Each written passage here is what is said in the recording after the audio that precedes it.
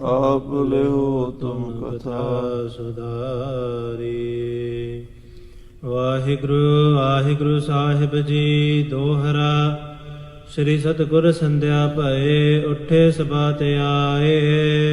तंबू बिखै पर्यंक पर बैठे अन दियो पाए। ਵਾਹਿਗੁਰੂ ਜੀ ਕਾ ਖਾਲਸਾ ਵਾਹਿਗੁਰੂ ਜੀ ਕੀ ਫਤਿਹ। ਗੁਰੂ ਕੀ ਸਾਜੀ ਨਵਾਜੀ ਹੋਈ ਗੁਰੂ ਖਾਲਸਾ ਸਾਧ ਸੰਗਤ ਜੀ। जिन के भाग बड़े हैं भाई तिन साधु संग मुख जुरे महावाक अनुसार।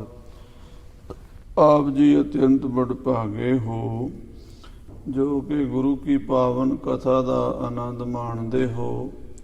संध्या के दीवाना विच हाजरियां भर के कल आप जी ने सरवण कीता सी।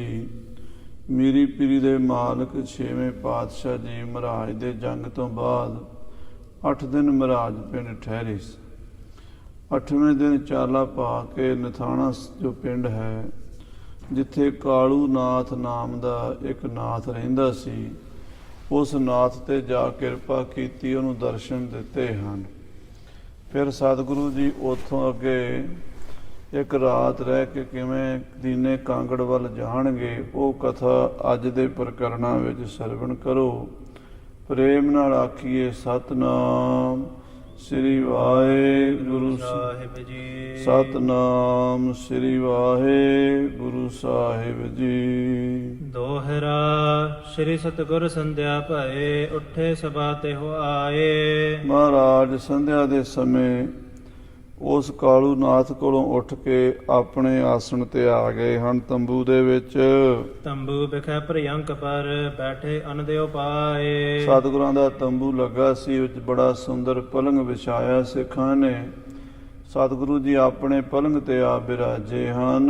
निशानी छंद खान पान कर जामनी सुख ते परसोए। इन्हां नूं लंगर तैयार हो गया। गुरु साहब जी लंगर छक के सुख नाल अपने पलंग ते बिराज गए। सुख लिया है रात नूं सुते हन। सतगुरु जी भई पुर जागे प्रभु सवधानह होए। और अमृत वेले सवा पहर रात रहिंदी उठे हन। सावधान होए इशनान पानी कीता है। सोच स्नान ठान कर जब भयो प्रकाशा। अमृत वेले स्नान पान करके जदों महाराज तैयार बर तैयार होए ते दिन चढ़िया है। हेत रूडन के तुरंग नवायो पासा। महाराज नथाणे पिंड तो चाला पाण लई अपना घोड़ा कस के मंगवा लिया है। जोध सहित जोधा सकल कर कर निज तैयारी। भाई जोध शाह अते बाकी सारे सूरमे अपने अपने घोड़ियां नूं कस के तैयार हो गए ने ते कूच दा नगारा वजा है। जीन पवंगम पाए कर ठानी असवारी। साध संगत जी घोड़ियां ते काठियां पा के सिख अपने अपने घोड़ियां ते सवार हो गए ने। दुंदप बाचत शब्द बट सतगुर चढ़ जाले।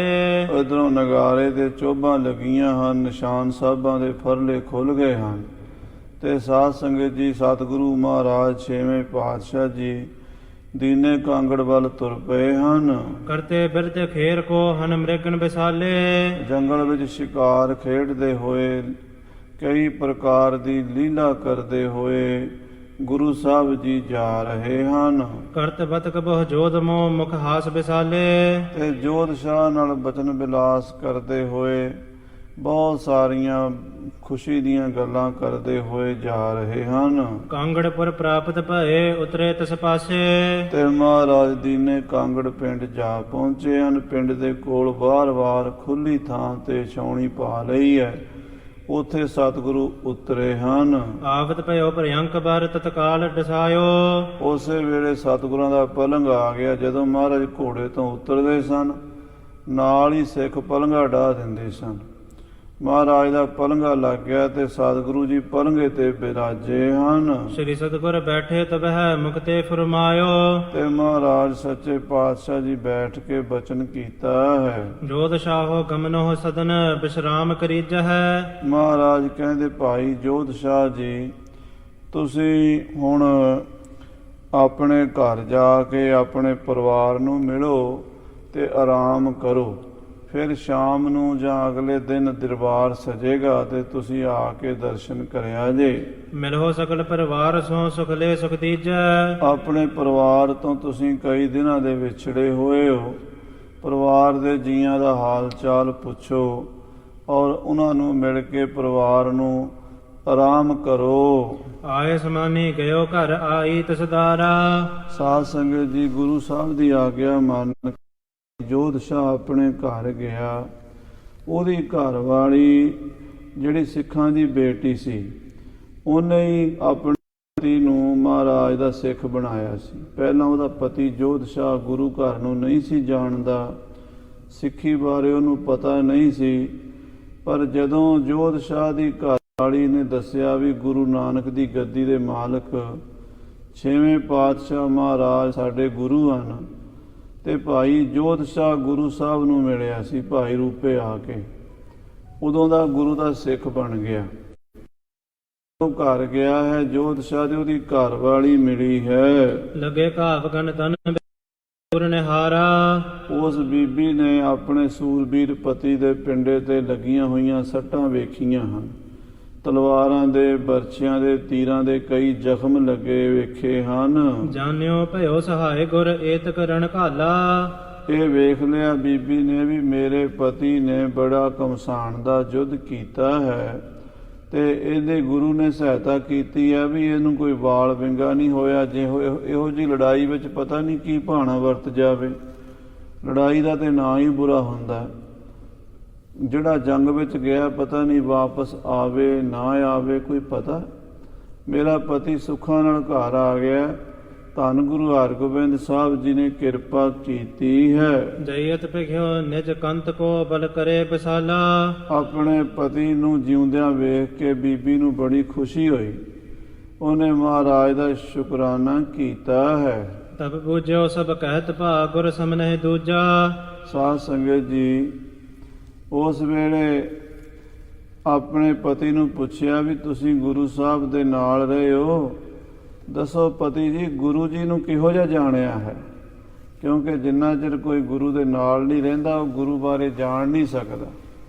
ਤੁਸੀਂ ਗੁਰੂ ਮਹਾਰਾਜ ਦੀ ਸੰਗਤ ਕੀਤੀ, ਗੁਰੂ ਹਰਗੋਬਿੰਦ ਸਾਹਿਬ ਦੀ, ਤੁਹਾਨੂੰ ਕਿੱਦਾਂ ਲੱਗਾ ਹੈ? ਤੇ ਕਹਿਣ ਲੱਗਾ ਭਗਵਾਨ ਨੇ ਵੀ ਗੁਰੂ ਵਰਗਾ ਤੇ ਮੈਨੂੰ ਕੋਈ ਦੁਨੀਆ ਦੇ ਮਿਲਿਆ ਹੀ ਕੋਈ ਨਹੀਂ। ਗੁਰ ਜੈਸਾ ਨਾਹੀ ਕੋ ਦੇਵ। ਬੰਦਾ ਤਾਂ ਕੀ ਹੈ, ਗੁਰੂ ਦੇ ਤੇ ਬਰਾਬਰੀ ਦੇਵਤੇ ਵੀ ਨਹੀਂ ਕਰ ਸਕਦੇ। ਸਭ ਤੇ ਵੱਡ ਸਮਰੱਥ ਗੁਰਦੇਵ, ਸਭ ਸੁਖ ਪਾਈ ਤਿਸ ਕੀ ਸੇਵ। ਸਾਰਿਆਂ ਤੋਂ ਵੱਡੇ ਮਹਾਰਾਜ ਮੇਰੀ ਪੀਰੀ ਦੇ ਮਾਲਕ 6ਵੇਂ ਪਾਤਸ਼ਾਹ ਜੀ ਹਨ।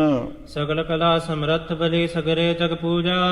ਸਰਬ ਕਲਾ ਸਮਰੱਥ ਨੇ, ਬਲੀ ਨੇ, ਸਾਰੀ ਦੁਨੀਆ ਦੇ ਲਈ ਪੂਜਨੀਕ ਨੇ। ਇਸ ਕਰਕੇ ਸਾਰੀ ਦੁਨੀਆ ਗੁਰੂ ਸਾਹਿਬ ਦੀ ਪੂਜਾ ਕਰਦੀ ਹੈ। ਚਾਹੇ ਜਥਾ ਠਨ ਹੈ ਤਥਾ ਮਨ ਹੈ ਸੁਰ ਆਨਾ।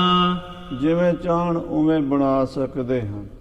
ਇਹਨਾਂ ਨੂੰ ਦੇਵਤੇ ਵੀ ਮੰਨਦੇ ਆ, ਦੈਂਤ ਵੀ। ਸਾਰੀ ਦੁਨੀਆ ਹੀ, ਸਾਰੀ ਸ੍ਰਿਸ਼ਟੀ, ਸਭ ਸ੍ਰਿਸ਼ਟੀ ਇਹਨਾਂ ਨੂੰ ਨਮਸਕਾਰ ਕਰਦੀ ਹੈ। ਇਹਨਾਂ ਦੇ ਅੱਗੇ ਕਿਸੇ ਦਾ ਜ਼ੋਰ ਨਹੀਂ ਹੈ। ਸਭ ਤੋਂ ਵੱਡੇ ਗੁਰੂ ਸਾਹਿਬ ਜੀ ਹਨ। ਸਭ ਤੋਂ ਵੱਡਾ ਸਤਿਗੁਰੂ ਨਾਨਕ ਜਿਨ ਕਲ ਰਾਖੀ ਮੇਰੀ। ਹਾਂਜੀ। ਬੜੇ ਭਾਗ ਹਮਰੇ ਭਏ ਮਿਲ ਕੇ ਸੁਖ ਨਾਨਾ। ਸਾਂ ਵੱਡੇ ਸਾਡੇ ਭਾਗ, ਸਾਡੀ ਕਿਸਮਤ ਵੀ ਸਾਨੂੰ ਗੁਰੂ ਸਾਹਿਬ ਮਿਲੇ ਹਨ। ਭਾਗਾਂ ਨਾਲ ਗੁਰ ਪੂਰਾ ਭੇਟਿਓ ਵਡ ਭਾਗੀ। ਵੱਡੇ ਭਾਗਾਂ ਨਾਲ ਪੂਰੇ ਗੁਰੂ ਮਹਾਰਾਜ 6ਵੇਂ ਪਾਤਸ਼ਾਹ ਦੇ ਸਾਨੂੰ ਦਰਸ਼ਨ ਹੋਏ ਹਨ। ਫਤਿਹ ਪਾਏ ਜਸ ਕੋ ਲਿਓ ਕਨ ਤੁਰਕ ਖਪਾਏ। ਆ ਗੁਰੂ ਸਾਹਿਬ ਨੇ ਬੜਾ ਵੱਡਾ ਜੰਗ ਲੜਿਆ ਹੈ, ਬੜੀ ਵੱਡੇ ਫਤਿਹਯਾਬੀ ਹਾਸਲ ਕੀਤੀ ਹੈ। ਬਹੁਤ ਤੁਰਕਾਂ ਨੂੰ ਮਾਰਿਆ। ਮੈਦਾਨੇ ਜੰਗ ਵਿੱਚ 35,000 ਫੌਜ ਆਈ ਸੀ ਤੁਰਕਾਂ ਦੀ, ਚੜ੍ਹ ਕੇ ਗੁਰੂ ਸਾਹਿਬ ਨੇ ਸਾਰੀ ਖਪਾ ਦਿੱਤੀ ਹੈ। ਕੌਣ ਕਰੇ ਅਸ ਜੰਗ ਕੋ ਲਸ਼ਕਰ ਬੜਿਆਏ। ਐਡੀ ਵੱਡੀ ਫੌਜ ਨਾਲ ਕੌਣ ਜੰਗ ਕਰ ਸਕਦਾ? ਕੌਣ ਇੰਨਾ ਹੌਸਲਾ ਕਰ ਸਕਦਾ? ਐਡੀ ਫੌਜ ਨੂੰ ਵੇਖ ਕੇ ਤੇ ਰਾਜਿਆਂ ਮਹਾਰਾਜਿਆਂ ਦੇ ਸਾਹ ਸੁੱਕ ਜਾਂਦੇ। ਤੇ ਗੁਰੂ ਸਾਹਿਬ ਰੜੇ ਮੈਦਾਨ ਵਿੱਚ 4000 ਸਿੱਖਾਂ ਨੂੰ ਲੈ ਕੇ 34-35,000 ਤੁਰਕ ਮਾਰ ਦਿੱਤਾ। ਇਹ ਗੁਰੂ ਸਾਹਿਬ ਦੀ ਹੀ ਕਲਾ ਹੈ। ਤੁਰਕ ਹੋਤੇ ਬਹੁ ਅਦਕ ਹੀ ਹਮ ਪਟ ਬਹੁ ਥੋਰੇ। ਭਾਈ ਜੋਧ ਸ਼ਾਹ ਆਪਣੀ ਘਰਵਾਲੀ ਨੂੰ ਦੱਸਦਾ ਹੈ, ਭਾਗਵਾਨ ਨੇ ਤੁਰਕ ਤੇ ਬਹੁਤ ਜ਼ਿਆਦਾ ਸੀ, ਅਸੀਂ ਤੇ ਆਟੇ 'ਚ ਲੂਣ ਜਿੰਨੇ ਵੀ ਨਹੀਂ ਸੀ। 35,000 ਤੁਰਕ ਸੀ ਤੇ 4,000 ਅਸੀਂ ਸਿੱਖ ਸੀ ਸਾਰੇ। ਤੇ 4,000 ਬੰਦੇ ਨੂੰ 35,000 ਕੀ ਸਮਝਦਾ, ਪਰ ਗੁਰੂ ਦੀ ਕਿਰਪਾ ਨਾਲ 4,000 ਸਿੱਖਾਂ ਨੇ 35,000 ਮਾਰ ਦਿੱਤੇ ਹਨ। ਰਣ ਕਰ ਇਮ ਮਾਰੇ ਸਕਲ ਕਰ ਜੋਰਤ ਛੋਰੇ। ਗੁਰੂ ਸਾਹਿਬ ਨੇ ਜੰਗ ਦੇ ਮੈਦਾਨ ਵਿੱਚ ਇਹੋ ਜੀ ਕਲਾ ਵਰਤਾਈ ਹੈ ਬਈ ਜਿਹੜੀ ਕਿਤੇ ਗੱਲ ਹੋ ਹੀ ਨਹੀਂ ਸਕਦੀ, ਜਿਹਦੀ ਕੋਈ ਮਿਸਾਲ ਹੀ ਕੋਈ ਨਹੀਂ। 35,000 ਵਿੱਚੋਂ 100 ਬੰਦਾ ਹੱਥ ਜੋੜ ਕੇ ਬਚਿਆ ਨਹੀਂ ਤੇ ਉਹ ਵੀ ਮਾਰਿਆ ਜਾਣਾ ਸੀ। ਇਤਿਹਾਦਕ ਪਤ ਤੇ ਸੁਣੀ ਮਨ ਅਨ ਦਿਓ ਪਾਈ।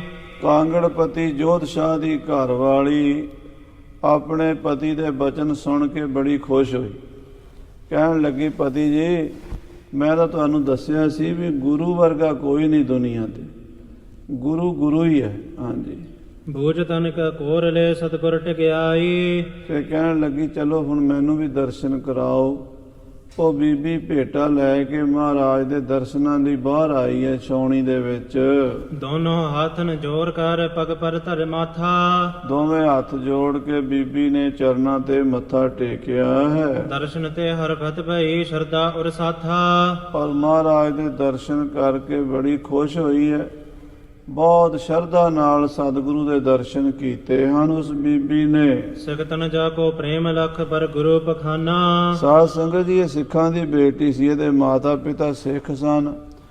ਬਚਪਨ ਤੋਂ ਇਹਦੀ ਮਾਂ ਇਹਨੂੰ ਗੁਰੂ ਦੀ ਬਾਣੀ ਪੜ੍ਹਾਉਂਦੀ ਸੀ। ਇਹਦਾ ਪਿਤਾ ਮਾਤਾ ਦੋਵੇਂ ਹੀ ਜਦੋਂ ਅੰਮ੍ਰਿਤਸਰ ਜਾਂਦੇ ਸੀ ਗੁਰੂ ਅਰਜਨ ਦੇਵ ਜੀ ਦੇ ਦਰਸ਼ਨ ਕਰਕੇ ਆਉਂਦੀ ਸੀ। ਇਹਨੇ 5ਵੇਂ ਪਾਤਸ਼ਾਹ ਦੇ ਵੀ ਦਰਸ਼ਨ ਕੀਤੇ, ਫਿਰ 6ਵੇਂ ਪਾਤਸ਼ਾਹ ਦੇ ਵੀ ਦਰਸ਼ਨ ਕੀਤੇ। ਇਸ ਕਰਕੇ ਬੜੀ ਭਾਗਾਂ ਵਾਲੀ ਬੀਬੀ ਸੀ। ਰਹੋ ਸੁਹਾਗਨ ਲੋਕ ਜੁਗ ਭੋਗੋ ਸੁਖ ਨਾਨਾ।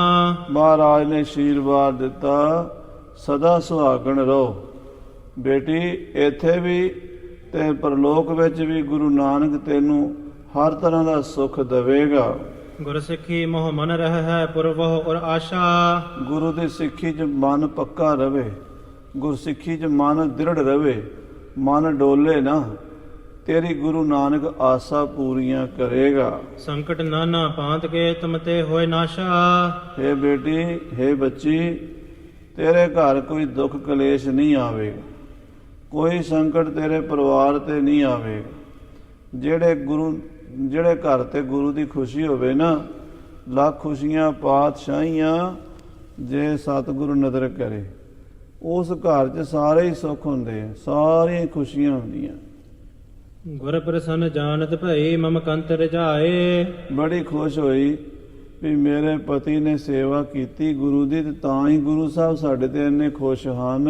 ਔਰ ਪ੍ਰਮੋਦ ਕਹੁ ਪਾਏ ਕਾ ਸ਼ੁਭ ਦਰਸ਼ਨ ਪਾਏ। ਮਨ 'ਚ ਬੜੀ ਖੁਸ਼ ਹੋਈ ਭਾਗਵਾਨ ਬੀਬੀ ਗੁਰੂ ਸਾਹਿਬ ਦੇ ਦਰਸ਼ਨ ਕਰਕੇ। ਪ੍ਰਭੂ ਜੀ ਹਮ ਸੇਵਕ ਅਹੈ ਤੁਮ ਹੋ ਰਖਵਾਰੇ। ਕਹਿਣ ਲੱਗੀ, ਗੁਰੂ ਜੀ ਸੱਚੇ ਪਾਤਸ਼ਾਹ ਜੀ, ਅਸੀਂ ਤੁਹਾਡੇ ਸੇਵਾਦਾਰ ਹਾਂ, ਤੁਹਾਡੇ ਸੇਵਕ ਹਾਂ, ਤੁਸੀਂ ਸਾਡੇ ਮਾਲਕ ਹੋ, ਸਾਡੇ ਰਾਖੇ ਹੋ। ਹਲਤ ਸੁਖ ਪਲਤ ਸੁਖ ਨਿਤ ਸੁਖ ਸਿਮਰਨੋ। ਆਪਣੇ ਸਿੱਖਾਂ ਨੂੰ ਲੋਕ ਪਰਲੋਕ ਦੇ ਸਾਰੇ ਹੀ ਸੁੱਖ ਦੇਣ ਵਾਲੇ ਹੋ। ਦੇਹੋ ਬਟਾਈ ਦਾਸ ਕੋ ਰਾਵਰ ਵਿਵਹਾਰੇ। ਮਹਾਰਾਜ, ਇਹ ਤਾਂ ਤੁਹਾਡਾ ਵਿਹਾਰ ਹੀ ਹੈ ਕਿ ਤੁਸੀਂ ਆਪਣੇ ਸੇਵਕਾਂ ਨੂੰ ਵਡਿਆਈ ਦਿੰਦੇ ਹੋ, ਆਪਣੇ ਨਿਮਾਣੇ ਸੇਵਕਾਂ ਨੂੰ ਮਾਣ ਦਿੰਦੇ ਹੋ। ਕਾਰਨ ਕਰਨ ਸਮਰੱਥ ਹੋ ਜਿਮ ਚਾਹੋ ਬਨਵਾਵੋ। ਇਹ ਸੱਚੇ ਪਾਤਸ਼ਾਹ ਜੀ, ਤੁਸੀਂ ਕਾਰਨ ਕਰਨ ਸਮਰੱਥ ਹੋ, ਜਿਵੇਂ ਚਾਹੋ ਉਵੇਂ ਬਣਾ ਸਕਦੇ ਹੋ। ਸਾਨੂੰ ਤੁਹਾਡੀ ਮਾਇਆ ਦਾ, ਤੁਹਾਡੀ ਲੀਲਾ ਦਾ ਕੋਈ ਪਤਾ ਨਹੀਂ ਸੱਚੇ ਪਾਤਸ਼ਾਹ ਜੀ। ਆਪ ਜੀ ਨੇ ਜਿਵੇਂ ਦੁਨੀਆ ਰਚਣੀ ਹੈ, ਚਲਾਣੀ ਹੈ, ਉਵੇਂ ਹੀ ਚਲਾਣੀ ਹੈ। ਅਸੀਂ ਕਲਯੁਗੀ ਜੀਵ ਮਾਇਆ ਨੂੰ ਵੇਖ ਕੇ ਭਰਮ ਜਾਂਦੇ ਹਾਂ। ਤੁਸੀਂ ਸਾਨੂੰ ਸਿੱਖਾਂ ਨੂੰ ਮਾਇਆ ਦੇ ਜਾਲ 'ਚੋਂ ਕੱਢਣ ਵਾਲੇ ਹੋ। ਚਰਨ ਕਮਲ ਚਿਤ ਮਹਿ ਬਸਹਿ ਨਹਿ ਕਬਹੁ ਭੁਲਾਵੋ। ਮਹਾਰਾਜ, ਸਦਾ ਸਦਾ ਤੁਹਾਡੇ ਚਰਨਾਂ ਵਿੱਚ ਸਾਡਾ ਮਨ ਵਸਿਆ ਰਹੇ। ਤੁਹਾਡੇ ਚਰਨ ਸਾਡੇ ਮਨ ਵਿੱਚ ਵਸਦੇ ਰਹਿਣ, ਕਦੀ ਤੁਹਾਨੂੰ ਭੁੱਲੀਏ ਨਾ। ਵਾਹਿਗੁਰੂ ਵਾਹਿਗੁਰੂ ਵਾਹਿਗੁਰੂ ਵਾਹਿਗੁਰੂ ਵਾਹਿਗੁਰੂ ਵਾਹਿਗੁਰੂ ਵਾਹਿਗੁਰੂ ਵਾਹਿਗੁਰੂ।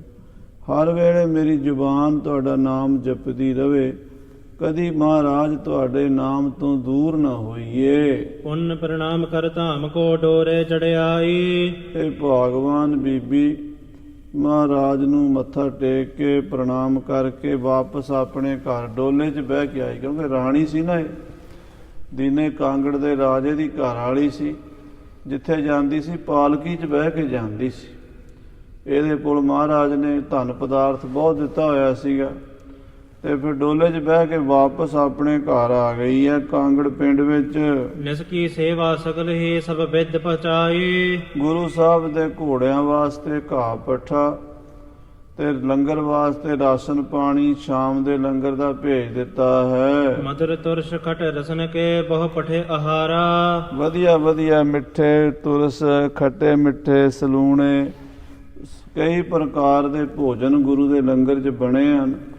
ਮਹਾਰਾਜ ਨੇ ਵੀ ਛਕੇ ਹਨ ਤੇ ਸਾਰੀ ਫੌਜ ਨੇ ਛਕੇ ਹਨ। ਹੈਨ ਹੇਤ ਤ੍ਰਿਣ ਹਰਤ ਗਨ ਪਹੁੰਚੇ ਤਪ ਭਾਰਾ। ਤੇ ਘੋੜਿਆਂ ਵਾਸਤੇ ਹਰਾ ਘਾਹ ਪੱਠਾ ਭੇਜਿਆ ਹੈ, ਛਟਾਲਾ ਭੇਜਿਆ ਹੈ, ਤੂੜੀ ਤੰਦ ਭੇਜਿਆ ਹੈ, ਨਾਲ ਦਾਣਾ ਭੇਜਿਆ ਹੈ, ਜੌਂ ਭੇਜੇ ਹਨ, ਛੋਲੇ ਭੇਜੇ ਹਨ ਘੋੜਿਆਂ ਵਾਸਤੇ। ਕਰਤ ਸਰਾਹਨ ਸਤਿਗੁਰੂ ਸ਼ੁਭ ਅਚਿਓ ਆਹਾਰੇ। ਮਹਾਰਾਜ ਨੇ ਵੀ ਬੜੇ ਪ੍ਰੇਮ ਨਾਲ ਇਹਨਾਂ ਦਾ ਭੋਜਨ ਛਕਿਆ ਤੇ ਸਰਾਹਨਾ ਕੀਤੀ। ਕਹਿਣ ਲੱਗੇ ਬੜੇ ਪ੍ਰੇਮ ਨਾਲ, ਬੜੀ ਸ਼ਰਧਾ ਨਾਲ ਜੋਧ ਸ਼ਾਹ ਸੇਵਾ ਕਰਦਾ ਹੈ। ਤ੍ਰਿਪਤੇ ਪਾਨੀ ਪਾਨ ਕਰ ਪੁਨ ਪਾਨ ਪਖਾਰੇ। ਫਿਰ ਮਹਾਰਾਜ ਪਾਣੀ ਪੀ ਕੇ ਸਾਰੇ ਫੌਜ ਹੱਥ ਧੋ ਕੇ ਲੰਗਰ ਪ੍ਰਸ਼ਾਦਾ ਛਕ ਕੇ ਆਰਾਮ ਕੀਤਾ ਹੈ। ਸਪਤ ਜਥਾ ਸੁਖ ਜਾਮਨੀ ਜਾ ਕੇ ਜਬ ਜਾਮੂ। ਸੁਖ ਨਾਲ ਸਾਧ ਸੰਗਤ ਜੀ ਰਾਤ ਨੂੰ ਸੁੱਤੇ ਹਨ। ਅੰਮ੍ਰਿਤ ਵੇਲਾ ਜਦੋਂ ਹੋਇਆ ਹੈ ਤਾਂ ਸਤਿਗੁਰੂ ਜਾਗੇ ਹਨ। ਸੋਚ ਇਸ਼ਨਾਨਾ ਠਾਨ ਕਰ ਬ੍ਰਤ ਆਤਮ ਰਾਮੂ। ਮਹਾਰਾਜ ਪੈ ਰਾਤ ਰਹਿੰਦੀ ਉੱਠ ਕੇ ਸੋਚ ਇਸ਼ਨਾਨ ਕਰਕੇ ਧਿਆਨ ਲਾ ਕੇ ਪਰਮੇਸ਼ਰ ਦੇ ਸਰੂਪ ਵਿੱਚ, ਆਤਮਾ ਸਰੂਪ ਵਿੱਚ, ਕਿਉਂਕਿ ਆਤਮਾ ਪਰਮਾਤਮਾ ਇੱਕੋ ਹੈ। ਮਹਾਰਾਜ ਦੀ ਬਾਣੀ 'ਚ ਇਹ ਦੱਸਿਆ ਹੈ ਵੀ ਆਤਮਾ ਤੇ ਪਰਮਾਤਮਾ ਇੱਕੋ ਹੀ ਚੀਜ਼ ਹੈ। ਜਦੋਂ ਕੋਈ ਆਤਮਾ ਦਾ ਧਿਆਨ ਕਰੇਗਾ, ਆਪਣੇ ਅੰਦਰ ਵੇਖੇਗਾ, ਉਹਨੂੰ ਪਰਮਾਤਮਾ ਦੇ ਦਰਸ਼ਨ। ਜੇ ਕੋਈ ਬਾਹਰ ਦੇਖੇਗਾ, ਬਾਹਰ ਪਰਮਾਤਮਾ ਨਹੀਂ ਦਿਸਦਾ, ਅੰਦਰੋਂ ਹੀ ਲੱਭਦਾ ਹੈ। ਜਦੋਂ ਮਹਾਰਾਜ ਛੇਵੇਂ ਪਾਤਸ਼ਾਹ ਅੰਮ੍ਰਿਤ ਵੇਲੇ ਧਿਆਨ ਲਾ ਕੇ ਬੈਠੇ ਹੈ, ਆਤਮ ਧਿਆਨ ਧਾਰਨ ਹੈ, ਆਤਮਾ ਵਿੱਚ ਧਿਆਨ ਧਰਿਆ ਹੈ। ਭਇਓ ਪ੍ਰਭਾਤ ਪ੍ਰਕਾਸ਼ ਤਬ ਸ਼ਬ ਬਸਤਰ ਸਜਾਏ। ਜਦੋਂ ਦਿਨ ਚੜ੍ਹਿਆ, ਸੂਰਜ ਦੀਆਂ ਕਿਰਨਾਂ ਧਰਤੀ ਤੇ ਪਈਆਂ, ਗੁਰੂ ਸਾਹਿਬ ਨੇ ਅੱਖਾਂ ਖੋਲੀਆਂ, ਸੋਹਣੇ ਸੁੰਦਰ ਰਾਜਸੀ ਬਸਤਰ ਪਹਿਨੇ ਹਨ। ਸ਼ਸਤਰ ਸਿਪਰ ਕੱਟ ਧਾਰ ਕੈ ਪਟ ਸਭਾ ਲਗਾਏ। ਮੀਰੀ ਪੀਰੀ ਦੀਆਂ 2 ਤਲਵਾਰਾਂ, ਗੈਂਡੇ ਦੀ ਬੜੀ ਸੋਹਣੀ ਢਾਲ ਅਤੇ ਮੱਥਾ ਤੀਰ ਕਮਾਨ, ਸਾਰੇ ਸ਼ਸਤਰ ਬਸਤਰ ਲੈ ਕੇ ਕਲਗੀ ਜਿਗਾ ਲਾ ਕੇ ਗੁਰੂ ਸਾਹਿਬ ਸਜ ਧਜ ਕੇ ਦਰਬਾਰ ਵਿੱਚ ਆਏ ਹਨ। ਪੁਰ ਕੀ ਗ੍ਰਾਮਨ ਅਨੇਕ ਕੇ ਸੁਨ ਸੰਗਤ ਆਏ। ਇਹ ਦੀਨੇ ਕਾਂਗੜ ਦੇ ਲਾਗੇ ਲਾਗੇ ਜਿਹੜੇ ਪਿੰਡ ਹਨ, ਉਹਨਾਂ ਪਿੰਡਾਂ ਦੀਆਂ ਸੰਗਤਾਂ ਨੂੰ ਪਤਾ ਲੱਗਾ ਵੀ ਮਹਾਰਾਜ ਕਾਂਗੜ ਪਿੰਡ 'ਚ ਦੀਵਾਨ ਲਾ ਰਹੇ ਨੇ। ਪਿੰਡਾਂ ਦੀ ਸਾਰੀ ਸੰਗਤ ਕਾਂਗੜ ਪਿੰਡ 'ਚ ਮੱਥਾ ਟੇਕਣ, ਦਰਸ਼ਨ ਕਰਨ, ਦੀਵਾਨ ਦੀਆਂ ਹਾਜ਼ਰੀਆਂ ਭਰਨ ਆ ਗਈ ਹੈ। ਦੁਗਧ ਦਹੀ ਕ੍ਰਿਤਿਆਦ ਗਨ ਉਪਾਹਨ ਲਿਆਈ। ਕੋਈ ਘਰਾਂ ਵਿੱਚੋਂ ਆਟਾ ਲੈ ਕੇ ਆਇਆ ਲੰਗਰ ਵਾਸਤੇ, ਤੇ ਕੋਈ ਕਣਕ ਲੈ ਆਇਆ ਹੈ। ਕੋਈ ਦੁੱਧ ਦਾ ਘੜਾ ਭਰ ਕੇ ਲਿਆਇਆ ਤੇ ਕੋਈ ਦਹੀਂ ਦੀ ਚਾਟੀ। ਸੰਗਤਾਂ ਇੱਦਾਂ ਲਿਆਉਂਦੀਆਂ ਸੀ। ਉਹਨਾਂ ਜ਼ਮਾਨਿਆਂ 'ਚ ਘਿਓ ਵੀ ਸਾਧ ਸੰਗਤ ਜੀ ਇਕੱਠਾ ਨਹੀਂ ਸੀ ਮਿਲਦਾ। ਕੋਈ ਘਰੋਂ ਪਾਈਆ, ਕੋਈ ਅੱਧਾ ਕਿਲੋ, ਕੋਈ 2 ਕਿਲੋ, ਕੋਈ 4 ਕਿਲੋ ਘਿਓ ਜੋੜ ਕੇ ਬੀਬੀਆਂ ਰੱਖਦੀਆਂ ਸੀ। ਮੱਖਣ ਉਹ ਫਿਰ ਗਰਮ ਕਰਕੇ ਘਿਓ ਕੱਢ ਕੇ ਤੇ ਦੇ ਦਿੰਦੀਆਂ ਸਨ ਲੰਗਰ ਵਾਸਤੇ।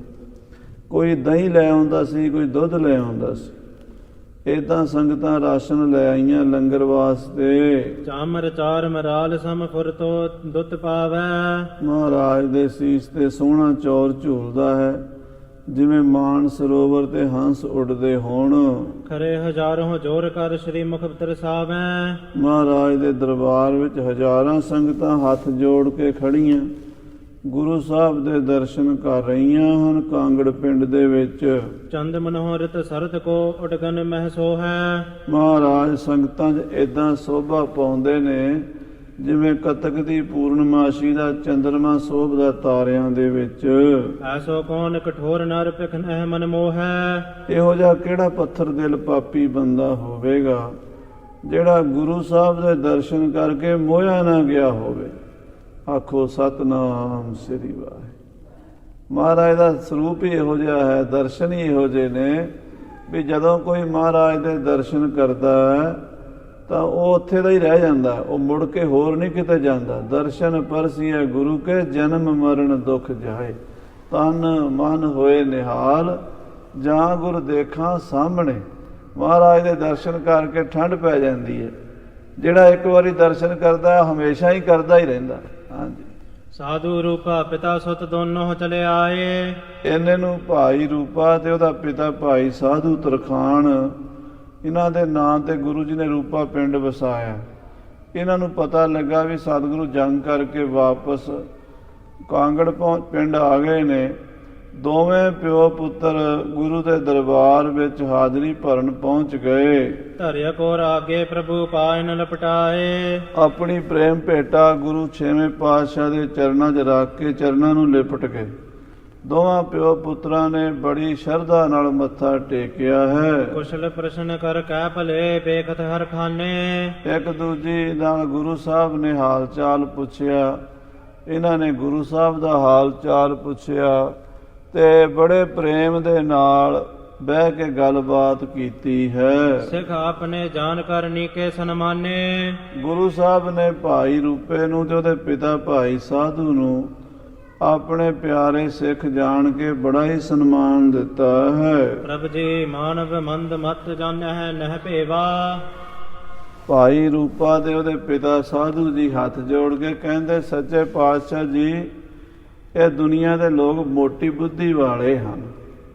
ਇਹਨਾਂ ਲੋਕਾਂ ਦੀ ਮੱਤ ਮਾੜੀ ਹੈ, ਭ੍ਰਿਸ਼ਟੀ ਹੋਈ ਬੁੱਧੀ ਇਹਨਾਂ ਦੀ। ਇਹ ਤੁਹਾਡਾ ਭੇਤ ਨਹੀਂ ਜਾਣਦੇ, ਇਹ ਤੁਹਾਨੂੰ ਆਪਣੇ ਵਰਗਾ ਬੰਦਾ ਹੀ ਸਮਝਦੇ ਹਨ। ਹਾਂਜੀ। ਸਮਤਾ ਚਾਹਤ ਆਪ ਸੋ ਤੁਮ ਦੇਵਨ ਦੇਵਾ। ਤੁਸੀਂ ਪਰਮੇਸ਼ਰ ਅਕਾਲ ਪੁਰਖ ਨਿਰੰਕਾਰ ਵਾਹਿਗੁਰੂ ਦਾ ਸਰੂਪ ਹੋ, ਦੇਵਤਿਆਂ ਦੇ ਵੀ ਦੇਵਤੇ ਹੋ, ਦੇਵਾਨ ਦੇਵ, ਉਪਮਾ ਮਹਾਨ। ਮਹਾਰਾਜ ਤੁਸੀਂ ਇੰਦਰਾਨ ਇੰਦਰ, ਰਾਜਾਨ ਰਾਜ, ਰਾਜਿਆਂ ਦੇ ਰਾਜੇ ਹੋ, ਇੰਦਰਾਂ ਦੇ ਇੰਦਰ ਹੋ, ਸੂਰਜਾਂ ਦੇ ਸੂਰਜ ਹੋ। ਮਹਾਰਾਜ ਇਹ ਸ਼ਾਹਜਹਾਨ ਵਰਗੇ ਬਾਦਸ਼ਾਹ, ਝੂਠੇ ਬਾਦਸ਼ਾਹ ਤੁਹਾਡੀ ਬਰਾਬਰੀ ਕਰਨੀ ਚਾਹੁੰਦੇ। ਜਿਹੜਾ ਗੁਰੂ ਪਰਮੇਸ਼ਰ ਅਕਾਲ ਪੁਰਖ ਦਾ ਰੂਪ ਸੱਚਾ ਪਾਤਸ਼ਾਹ ਤੇ ਆਹ ਦੁਨੀਆ ਦੇ ਝੂਠੇ ਪਾਤਸ਼ਾਹ ਮਾਇਆ ਦੇ ਨਸ਼ੇ 'ਚ ਅੰਨੇ ਹੋਏ ਸੱਚੇ ਪਾਤਸ਼ਾਹ ਤੁਹਾਡੀ ਬਰਾਬਰੀ ਕਰਨੀ ਚਾਹੁੰਦੇ ਨੇ।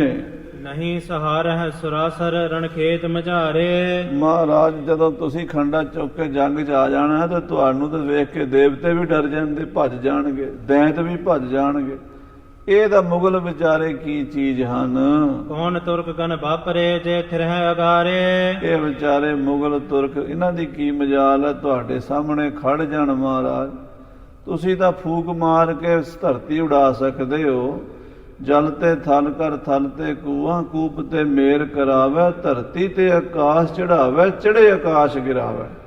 ਪਰਮੇਸ਼ਰ ਤੁਸੀਂ ਸਭ ਕੁਝ ਕਰਨ ਵਾਲੇ ਹੋ। ਮਹਾਰਾਜ ਇਹ ਮੁਗਲਾਂ ਦੀ ਮੱਤ ਮਾਰੀ ਹੋਈ ਬੁੱਧੀ ਭ੍ਰਿਸ਼ਟ ਇਹਨਾਂ ਦੀ, ਇਹ ਤੁਹਾਡੇ ਨਾਲ ਮੱਥਾ ਲਾਉਂਦੇ, ਤੁਹਾਡੀ ਬਰਾਬਰੀ ਕਰਨੀ ਚਾਹੁੰਦੇ ਹਨ। ਸ੍ਰੀ ਹਰਗੋਬਿੰਦ ਕਹਿਤ ਪਏ ਹੈ ਨਾਮ ਸੁਹੇਲਾ। ਸਤਿਗੁਰੂ ਛੇਵੇਂ ਪਾਤਸ਼ਾਹ ਕਹਿੰਦੇ, ਭਾਈ ਰੂਪਾ ਜੀ, ਭਾਈ ਸਾਧੂ ਜੀ, ਜਿਹੜਾ ਸੁਹੇਲੇ ਨਾਮ ਦਾ ਘੋੜਾ ਸੀ, ਰਹਿਓ ਜੰਗ ਮੈਂ ਛਤਰ ਹੱਥ ਬਹੁ ਬਹੁ ਘਾਵਨ ਮੇਲਾ। ਜਿਹੜਾ ਬਿਧੀ ਚੰਦ ਪਹਿਲਾਂ ਲੈ ਕੇ ਆਇਆ ਸੀ, ਉਹ ਸਾਡੇ ਥੱਲੇ ਸੀ ਜੰਗ ਵਿੱਚ। ਲੱਲਾ ਬੇਗ ਨਾਲ ਯੁੱਧ ਕਰਦਿਆਂ ਉਹਨੂੰ ਬੜੀਆਂ ਸੱਟਾਂ ਲੱਗੀਆਂ ਤੇ ਅਖੀਰ ਉਹ ਘੋੜਾ ਜੰਗ ਵਿੱਚ ਹੀ ਰਹਿ ਗਿਆ, ਭਾਵ ਸ਼ਹੀਦ ਹੋ ਗਿਆ।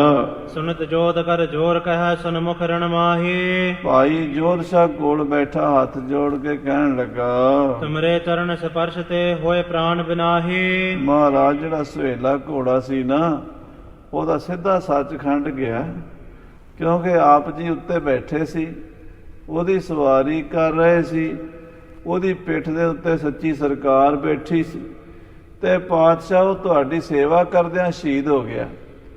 ਉਹਨੂੰ ਤਾਂ ਹੁਣ ਮਹਾਰਾਜ ਉਹਦਾ ਤਾਂ ਜਨਮ ਮਰਨ ਤੁਸੀਂ ਕੱਟ ਦਿੱਤਾ ਹੈ। ਉੱਤਮ ਪਦ ਪ੍ਰਾਪਤ ਭਇਓ ਨਿਤ ਧੰਨ ਮਹਾਨਾ। ਮਹਾਰਾਜ ਘੋੜਾ ਧੰਨ ਸੀ ਜਿਹੜਾ ਤੁਹਾਡੀ ਸੇਵਾ ਕਰਦੇ ਜੰਗ ਵਿੱਚ ਸ਼ਹੀਦ ਹੋ ਗਿਆ। ਅਖੀਰਲੇ ਸਮੇਂ ਮਹਾਰਾਜ ਤੁਹਾਡੀ ਉਹਨੂੰ ਛੂਹ ਮਿਲ ਗਈ ਤੇ ਉਹਦੇ ਤਾਂ ਭਾਗ ਜਾਗ ਪਏ, ਉਹਦੀ ਤਾਂ ਮੁਕਤੀ ਹੋ ਗਈ ਹੈ। ਬੜੇ ਭਾਗ ਪੂਰਬ ਹੋਤੇ ਨਹਿ ਆਨ ਸਮਾਨਾ। ਮਹਾਰਾਜ ਉਸ ਘੋੜੇ ਦੇ ਭਾਗ ਬੜੇ ਹੀ ਚੰਗੇ ਉਹਦੇ ਵਰਗਾ ਭਾਗਾਂ ਵਾਲਾ ਹੋਰ ਕੋਈ ਨਹੀਂ ਹੈ।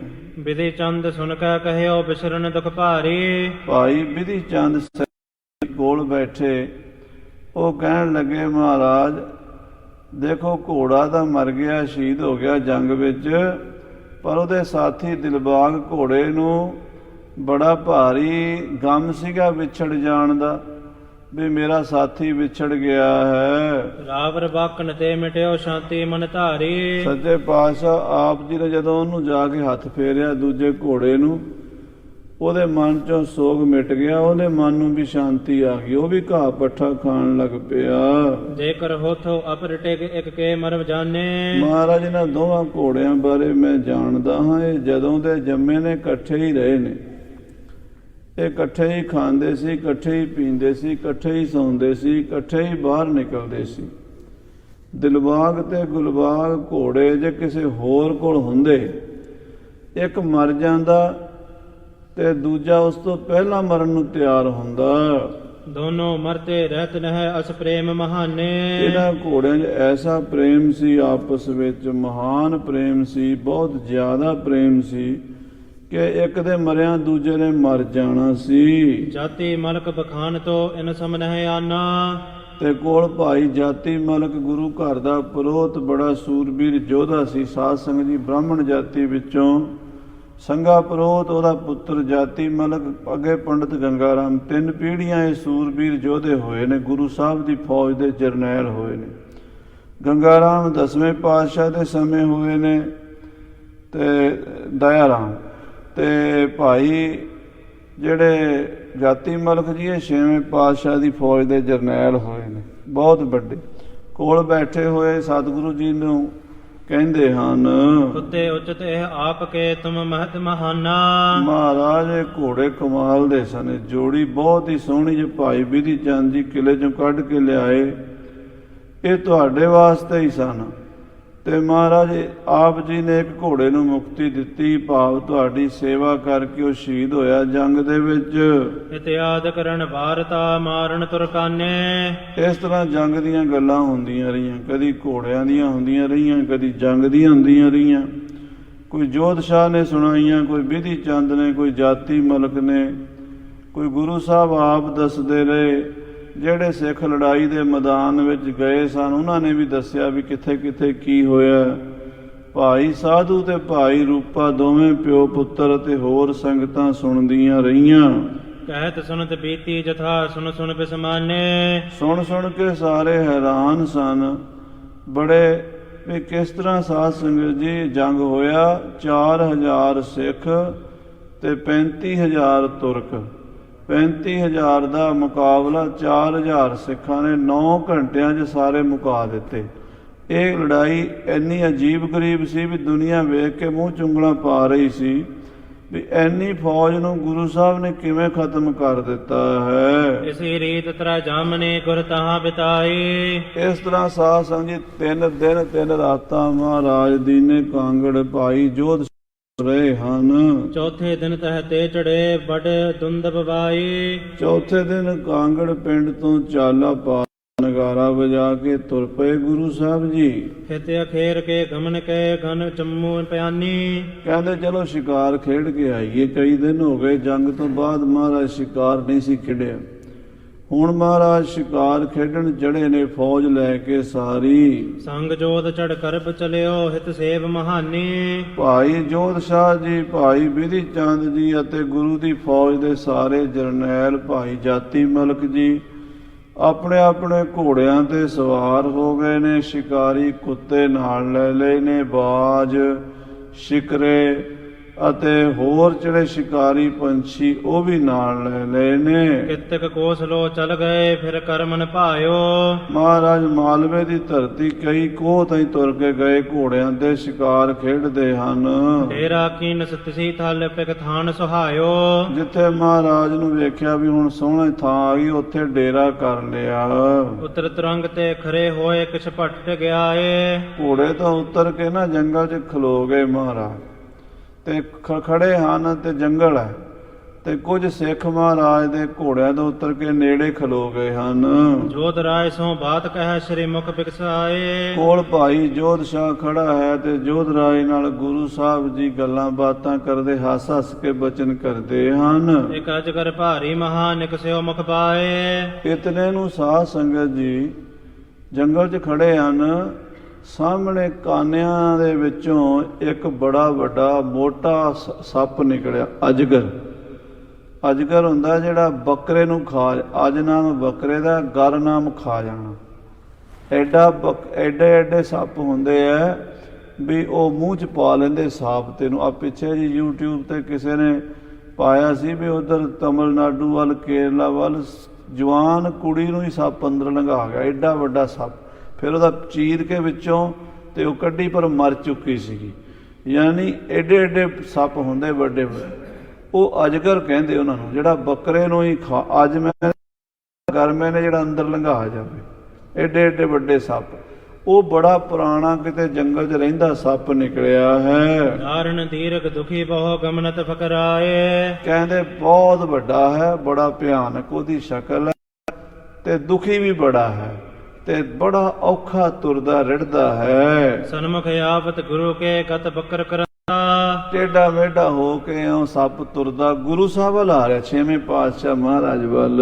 ਨੀਠ ਨੀਠ ਹੀ ਚਲਤ ਹੈ ਚਿਤ ਮ੍ਰਿਤੂ ਚਹੰਤਾ। ਹੌਲੇ ਹੌਲੇ ਤੁਰਦਾ, ਗੁਰੂ ਵੱਲ ਤੁਰਿਆ ਹੁੰਦਾ, ਮੌਤ ਚਾਹੁੰਦਾ ਹੈ ਵੀ ਮੇਰੀ ਹੁਣ ਮੌਤ ਹੋ ਜਾਵੇ। ਭਟ ਦੋਰੇ ਤਹਿ ਬਿਰਜ ਬੇ ਕੋਪ ਚਹਤ ਪ੍ਰਹਾਰਾ। ਗੁਰੂ ਦੀ ਫੌਜ ਦੇ ਸਿਪਾਹੀ ਡੰਡਾ ਸੋਟਾ ਜਾਂ ਸ਼ਸਤਰ ਲੈ ਕੇ ਉਹਨੂੰ ਪਰਾਂ ਕਰਨ ਵਾਸਤੇ ਦੌੜੇ, ਜਾਂ ਉਹਨੂੰ ਪਰੇ ਹਟਾ ਦਈਏ ਜਾਂ ਮਾਰ ਦਈਏ। ਸਤਿਗੁਰ ਕਿਰਪਾ ਨਿਧਾਨ ਤਬ ਬਚ ਊਚ ਉਚਾਰਾ। ਛੇਵੇਂ ਪਾਤਸ਼ਾਹ ਨੇ ਸਿੱਖਾਂ ਨੂੰ ਉੱਚੀ ਆਵਾਜ਼ ਰੋਕਿਆ। ਫਟਕੋ ਨਹਿ ਪ੍ਰਹਾਰੀਆ ਹੈ ਆਵਨ ਇਤ ਦੀਜੈ। ਮਹਾਰਾਜ ਛੇਵੇਂ ਪਾਤਸ਼ਾਹ ਨਾ ਰੋਕੋ ਬਈ, ਇਹਨੂੰ ਮਾਰੋ ਵੀ ਨਾ, ਸਾਡੇ ਕੋਲ ਆਉਣਾ ਚਾਹੁੰਦਾ, ਇਹਨੂੰ ਸਾਡੇ ਕੋਲ ਹੀ ਆਉਣ ਦਿਓ। ਦੂਰ ਸਭ ਖਰੇ ਹੋਏ ਅਵਲੋਕਨ ਕੀਜੈ। ਦੂਰ ਖੜ ਕੇ ਦੇਖੋ, ਇਹਨੂੰ ਡੰਡਾ ਨਹੀਂ ਮਾਰਨਾ, ਇਹਨੂੰ ਤੁਸੀਂ ਕੋਈ ਸ਼ਸਤਰ ਨਹੀਂ ਮਾਰਨਾ, ਇਹਨੂੰ ਰੋਕਣਾ ਵੀ ਨਹੀਂ, ਤੁਸੀਂ ਪਿਛਾਂ ਹਟ ਜਾਓ, ਇਹ ਸਾਡੇ ਕੋਲ ਆ ਰਿਹਾ ਹੈ।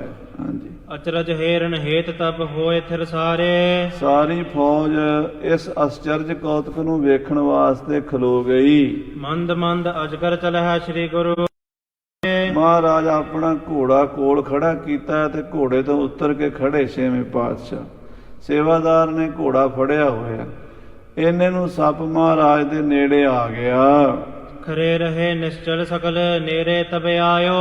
ਕੋਈ ਵੀ ਆਪਣੀ ਥਾਂ ਤੋਂ ਹਿੱਲਿਆ ਨਹੀਂ, ਸਾਰੇ ਵੇਖ ਰਹੇ ਸਨ ਵੀ ਕੀ ਕੌਤਕ ਕਰਨ ਲੱਗੇ ਹੈ ਗੁਰੂ ਮਹਾਰਾਜ। ਮਹਾਰਾਜ ਖੜੇ ਨੇ ਤੇ ਸੱਪ ਬਿਲਕੁਲ ਚਰਨਾਂ ਦੇ ਕੋਲ ਆ ਗਿਆ। ਸਤਿਗੁਰ ਚਰਨ ਸਰੋਜ ਤੇ ਪਨਹੀ ਨਿਕਸਾਇਓ। ਤੇ ਸੱਚੇ ਪਾਤਸ਼ਾਹ ਨੇ ਜਦੋਂ ਵੇਖਿਆ ਵੀ ਉਹ ਬਿਲਕੁਲ ਮਹਾਰਾਜ ਦੇ ਪੈਰਾਂ ਦੇ ਕੋਲ ਆ ਕੇ ਉਹਨੇ ਸਿਰ ਰੱਖ ਦਿੱਤਾ, ਤੇ ਸੱਚੇ ਪਾਤਸ਼ਾਹ ਨੇ ਆਪਣਾ ਜੋੜਾ ਉਤਾਰਿਆ, ਸੱਜਾ ਚਰਨ ਜੋੜੇ ਵਿੱਚੋਂ ਕੱਢਿਆ। ਦਹਨ ਅਗੁੰਸ਼ਟ ਉਠਾਏ ਕਰ ਤਹ ਸੀਸ ਚੁਹਾਇਓ। ਤੇ ਸੱਜੇ ਚਰਨ ਦਾ ਅੰਗੂਠਾ ਉਹ ਸੱਪ ਦੇ ਸਿਰ ਦੇ ਉੱਤੇ ਛੁਹਾ ਦਿੱਤਾ, ਉਹਨੂੰ ਸਪਰਸ਼ ਕਰ ਦਿੱਤਾ। ਪਤਤ ਪੁਨੀਤ ਹੈ ਕੋ ਪਰਸ ਬਹੁ ਪਾਪ ਮਿਟਾਇਓ। ਪਤਤ ਪਾਵਨ ਸਤਿਗੁਰੂ ਦੇ ਪਵਿੱਤਰ ਚਰਨ ਛੂੰਦਿਆਂ ਸਾਰ ਉਸ ਸੱਪ ਦੇ ਸਾਰੇ ਹੀ ਪਾਪ ਕੱਟੇ ਗਏ। ਭਗਨ ਸੀਸ ਪਾ ਉਦਰ ਲਗ ਮਰਗਾਤ ਤਕਾਲਾ। ਬਸ ਮਹਾਰਾਜ ਦੇ ਚਰਨਾਂ ਦੀ ਛੂਹ ਮਿਲਦਿਆਂ ਸਾਰ ਉਹਦਾ ਸਰੀਰ ਫਟ ਗਿਆ, ਉਹਦਾ ਸਿਰ ਫਟ ਗਿਆ, ਤੇ ਗੁਰੂ ਸਾਹਿਬ ਦੇ ਛੂੰਦਿਆਂ ਸਾਰੀ ਚਰਨ ਲੱਗਦਿਆਂ ਸਾਰੀ ਉਹਦੀ ਮੌਤ ਹੋ ਗਈ। ਕਲਮ ਲਾਤ ਵਿੱਚ ਕਰਮ ਲਗ ਕਾਟਤ ਨਿਤ ਚਾਲਾ। ਤੇ ਜਿਹੜੇ ਉਹਦੇ ਅੰਦਰ ਕੀੜੇ ਸਨ ਨਾ ਉਹਨੂੰ ਖਾ ਰਹੇ ਸਨ, ਸੈਂਕੜੇ ਹਜ਼ਾਰਾਂ ਕੀੜੇ ਉਹਦੇ ਅੰਦਰ ਪਏ ਹੋਏ ਸਨ ਸੱਪ ਦੇ। ਉਹ ਕੀੜੇ ਕਲਮਲ ਕਲਮਲ ਕਰਦੇ ਹੋਏ ਬਾਹਰ ਨੂੰ ਕੁਰਬਲ ਕੁਰਬਲ ਕਰਦੇ ਨਿਕਲੇ, ਲੱਖਾਂ ਕੀੜੇ ਨਿਕਲੇ ਸਰੀਰ ਦੇ ਵਿੱਚੋਂ ਨਿੱਕੇ ਨਿੱਕੇ। ਅੰਤਰ ਤੇ ਪੂਰਨ ਹੋਤੋ ਆਮਿਕ ਤਿਸ ਖਾਤੇ। ਅੰਦਰ ਕੀੜੇ ਹੀ ਕੀੜੇ ਭਰੇ ਪਨ ਸੱਪ ਦੇ, ਉਹਨੂੰ ਖਾਂਦੇ ਸੀ ਵੱਢ ਵੱਢ ਕੇ, ਤਾਂ ਉਹ ਦੁਖੀ ਸੀਗਾ। ਸਦਾ ਦੇਤ ਸੰਕਟ ਅਦਕ ਬਸ ਚਲਹਿ ਨ ਜਾਤੇ। ਉਸ ਕੀੜੇ ਉਹਨੂੰ ਬੜਾ ਦੁੱਖ ਦਿੰਦੇ ਸੀ, ਉਹਦਾ ਵਸ ਨਹੀਂ ਸੀ ਚੱਲਦਾ, ਉਹਨਾਂ ਨੂੰ ਕੱਢ ਨਹੀਂ ਸੀ ਸਕਦਾ ਆਪਣੇ ਸਰੀਰ ਵਿੱਚੋਂ। ਸਾਧ ਸੰਗਤ ਜੀ 84 ਲੱਖ ਜੂਨਾਂ ਹਨ, ਮਨੁੱਖ ਦੀ ਜੂਨੀ ਜਿੰਨੀ ਸਹੂਲਤ ਕਿਤੇ ਨਹੀਂ ਹੈ, ਪਰ ਅਸੀਂ ਫਿਰ ਵੀ ਮਹਾਰਾਜ ਦਾ ਸ਼ੁਕਰ ਨਹੀਂ ਕਰਦੇ, ਆਪਣਾ ਜੀਵਨ ਇਵੇਂ ਗਵਾਈ ਜਾ ਰਹੇ ਹਾਂ। ਗੋਲਡਨ ਚਾਂਸ ਮਿਲਿਆ ਪਰਮਾਤਮਾ ਨੂੰ ਮਿਲਣ ਦਾ, ਪਰ ਦਿਨ ਵੀ ਬੀਤ ਰਹੇ ਨੇ ਤੇ ਰਾਤਾਂ ਵੀ ਬੀਤ ਰਹੀਆਂ ਨੇ, ਜ਼ਿੰਦਗੀ ਬੀਤ ਰਹੀ ਹੈ। ਅੱਗੇ ਹੁਣ ਪਤਾ ਨਹੀਂ ਕੀ ਹੋਣਾ। ਕਹਿੰਦੇ ਉਹ ਕੀੜੇ ਵੱਢ ਵੱਢ ਖਾਂਦੇ ਸੀਗੇ ਤੇ ਬਹੁਤ ਦੁਖੀ ਸੀ ਉਹ ਸੱਪ। ਨਿਕਟ ਖਰੇ ਸਭ ਦੇਖਤੇ ਸੁਣ ਪਹੁੰਚੇ ਧਾਏ। ਕਹਿੰਦੇ ਜਿਹੜੇ ਉਹਦੇ ਕੋਲ ਖੜੇ ਸਨ ਸਿੱਖ, ਉਹ ਵੀ ਵੇਖ ਕੇ ਹੈਰਾਨ ਹੋ ਗਏ ਗੁਰੂ ਸਾਹਿਬ ਦੇ ਕੌਤਕ ਨੂੰ। ਸਾਰੇ ਆ ਕੇ ਵੇਖਣ ਲੱਗ ਪਏ ਵੀ ਸੱਪ ਮਰ ਗਿਆ ਹੈ। ਤੁਰਦਾ ਤੁਰਦਾ ਹੌਲੇ ਹੌਲੇ ਆਇਆ, ਮਹਾਰਾਜ ਨੇ ਚਰਨ ਉਹਦੇ ਸਿਰ ਤੇ ਰੱਖਿਆ ਤੇ ਉਹਦੀ ਜਾਨ ਨਿਕਲ ਗਈ ਹੈ। ਵਿੱਚੋਂ ਕੀੜੇ ਬਹੁਤ ਨਿਕਲੇ ਹਨ। ਬਿਧੀ ਚੰਦ ਅਰ ਜੋਧ ਆਦ ਔਰ ਮਹਿ ਵਿਸਮਾਏ। ਭਾਈ ਬਿਧੀ ਚੰਦ, ਭਾਈ ਜਾਤੀ ਮਲਕ, ਭਾਈ ਜੋਧ ਸ਼ਾਹ ਵਰਗੇ ਸਾਰੇ ਸੂਰਮੇ ਹੈਰਾਨ ਹੋ ਕੇ ਵੇਖ ਰਹੇ ਨੇ ਇਸ ਕੌਤਕ ਨੂੰ। ਬੂਝਨ ਕੀਨੇ ਜੋੜ ਕਰ ਇਹ ਕੰਮ ਆਇਓ। ਮਹਾਰਾਜ ਨੂੰ ਹੱਥ ਜੋੜ ਕੇ ਸਿੱਖਾਂ ਨੇ ਪੁੱਛਿਆ, ਗਰੀਬ ਨਵਾਜ ਇਹ ਸੱਪ ਕੌਣ ਹੈ, ਕਿਵੇਂ ਆਇਆ ਤੁਹਾਡੇ ਚਰਨਾਂ ਵਿੱਚ? ਚਰਨ ਸ਼ਬਦ ਹੀ ਆਪ ਕੋ ਨਿਜ ਤਨ ਮੁਕਤਾਇਓ। ਆਪ ਜੀ ਦੇ ਚਰਨ ਛੂੰਦਿਆਂ ਸਾਰ ਗੁਰੂ ਜੀ ਦੀ ਮੁਕਤੀ ਹੋ ਗਈ ਹੈ। ਪਰੇ ਕਿਰਮ ਕਿਮ ਘਨੇ ਤਨ ਇਮ ਅਚਰਜ ਜੋਵਾ। ਇਹ ਬੜੀ ਅਚਰਜ ਖੇਡ ਵੇਖੀ ਹੈ ਵੀ ਸਿੱਧਾ ਤੁਹਾਡੇ ਕੋਲ ਹੀ ਆਇਆ ਹੈ। ਇਹਨੂੰ ਪਤਾ ਸੀ ਵੀ ਤੁਸੀਂ ਗੁਰੂ ਹੋ ਔਰ ਮਹਾਰਾਜ ਤੁਹਾਡੇ ਚਰਨ ਛੂੰਦਿਆਂ ਇਹਦੀ ਮੌਤ ਹੋਈ ਹੈ। ਇਹ ਵੀ ਬੜੀ ਅਚਰਜ ਗੱਲ ਹੈ। ਫਿਰ ਸਰੀਰ 'ਚ ਇੰਨੇ ਹਜ਼ਾਰਾਂ ਕੀੜੇ ਨਿਕਲੇ ਹਨ। ਇਹ ਮਹਾਰਾਜ ਕੀ ਚੀਜ਼ ਹੈ, ਕੌਣ ਹੈ ਇਹ? ਕਹਿ ਕਲਮਲ ਕੇ ਕਰੇ ਤੇ ਇਮ ਦੁਖ ਫਲ ਹੋਵਾ। ਇਹ ਕਿਹੜੀ ਆਤਮਾ ਸੀ ਜਿਹੜੀ ਇੰਨੀ ਦੁਖੀ ਸੀ? ਇਹਨੇ ਕਿਹੜੇ ਪਾਪ ਕੀਤੇ ਸਨ? ਸ੍ਰੀ ਹਰਿਗੋਬਿੰਦ ਸਭਨ ਸੋ ਇਹ ਗਾਥ ਉਚਾਰੀ। ਆਖੋ ਸਤਨਾਮ ਸ੍ਰੀ ਵਾਹਿਗੁਰੂ। ਫਿਰ ਆਖੋ ਸਤਨਾਮ। ਗੁਰੂ ਹਰਿਗੋਬਿੰਦ ਸਾਹਿਬ ਉਹਦੀ ਪਿਛਲੇ ਜਨਮ ਦੀ ਗੱਲ ਦੱਸਦੇ। ਪੂਰਬ ਜਨਮ ਮਹੰਤ ਇਹ ਬਿਦਤਿਓ ਜਗ ਭਾਰੀ। ਮਹਾਰਾਜ ਕਹਿੰਦੇ ਸਿੱਖੋ, ਇਹ ਪਿਛਲੇ ਜਨਮ 'ਚ ਇੱਕ ਬੜਾ ਵੱਡਾ ਮਹੰਤ ਸੀ, ਗੁਰੂ ਬਣਿਆ ਹੋਇਆ ਸੀ। ਇਹ ਦੁਨੀਆ ਵਿੱਚ ਆਪਣੇ ਚਰਨਾਂ ਤੇ ਮੱਥਾ ਟਿਕਵਾਉਂਦਾ ਸੀ।